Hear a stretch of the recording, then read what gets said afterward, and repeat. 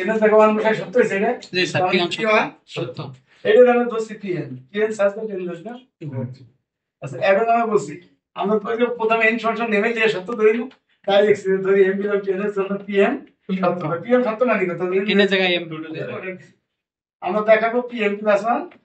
এবং এর বলি ভাই এখন তুমি কি m less than 2 this is plus বাম পাশে একজন করছি ডান পাশে এবং এই একের থেকে আবার 2m বল না গ্রেট m সেন্টেন্স তো m এর মান 1 বসাবে m তো n এর মধ্যে আছে m এর মধ্যে যদি 1 দিছি তো হইতে পারে না তো 1 বসাই দিতে 2 বল 2 বসাই দিতে 4 তা বল সেটি বসাই দিতে বল কি না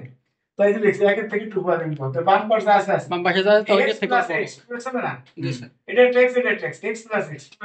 এত না আছে তো 2 এত জি স্যার পরে লাইন লিখছি কি 2 সোয়া 1 দিছি এটা সুসে কেন পাওয়া মানে 1% বেশি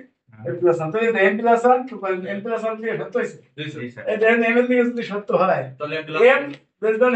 m আর m plus 1 less than m plus 1 বুঝছো তাহলে p m প্লাস 1 সত্য